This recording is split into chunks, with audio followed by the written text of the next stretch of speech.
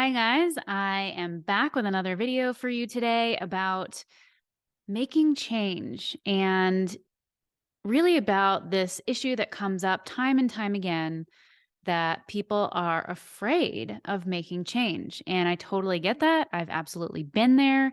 And at the same time, obviously, we need to change throughout the course of our lives. I mean, I think that's obvious. Change is inevitable, right? We know that. And at the same time, these feelings come up, and sometimes we let the feelings win and we don't make changes that we really desperately need to make, right?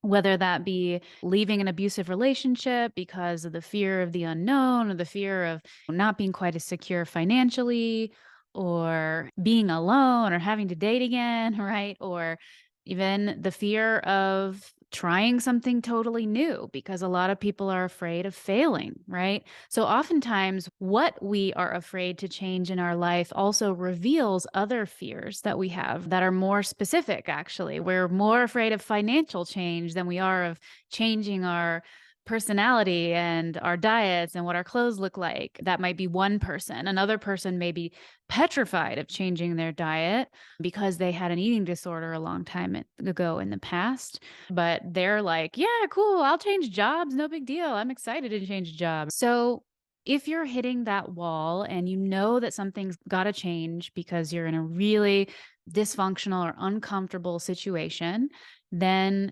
confronting that fear of change as well as whatever fears are underneath it is critically important, and it should be the first step. It should come before you even try to start making changes, because if you try and you fail because you hit an emotional roadblock, then you're much less likely to try again.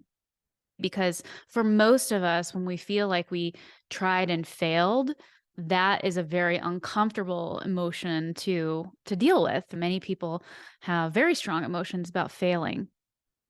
So the brain's going to store that. And the next time you go, okay, I'm really ready this time. I'm going to change my diet. I'm going to do the thing. And then your brain goes, really? Don't you remember the last time you tried to do that and how you failed?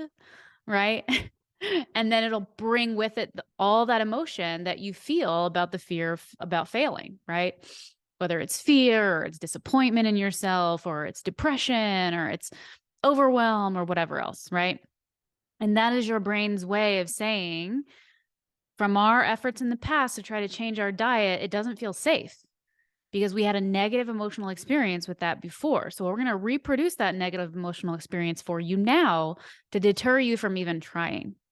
Right? So if you've had some experiences in the past of trying to change this particular thing you need to change, then addressing those memories and how you felt when you tried before and weren't successful, that's going to be really important to your success going forward.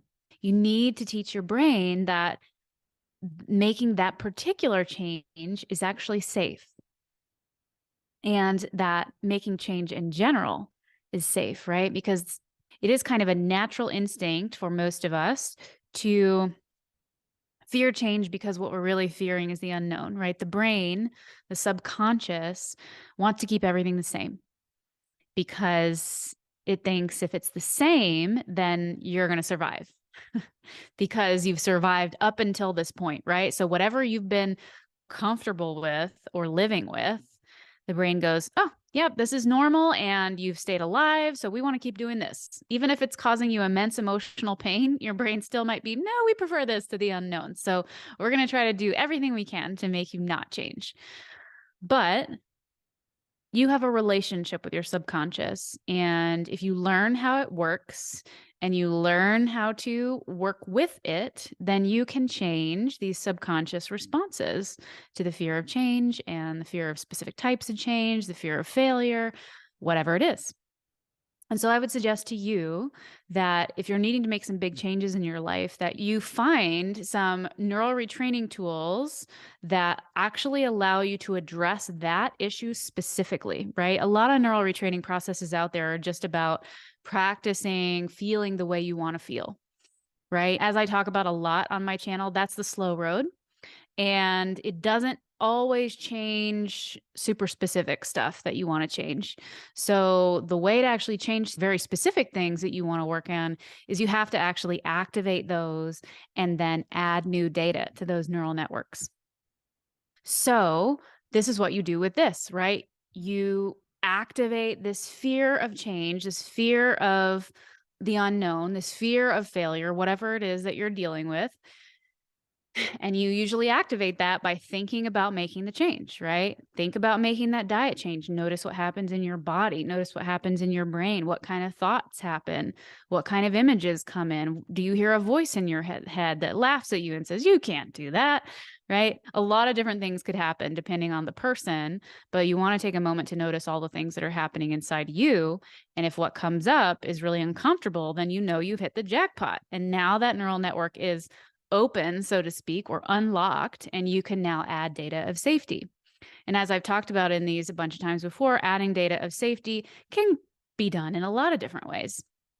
And it should be person specific, right? So, what makes you feel really relaxed and calm and safe and good is very different from the next person, and I can tell you that having worked with a lot of people. Some people find, going to grandma's house in their mind to feel so cozy and so good and so comforting and safe.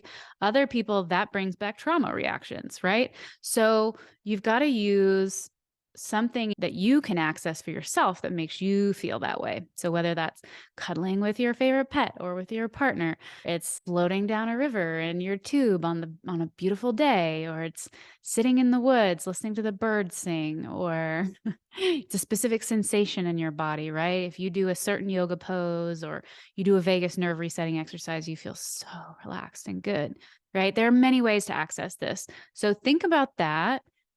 Really take a moment to be honest with yourself about what your particular fears are about change and about which areas of your life that crops up the most and where that might be standing in your way of getting something you want, whether that is total awesome health and you're just not making the changes necessary to get there, or it's that career you really wanna have, or that relationship you really wanna have, or whatever it is, right?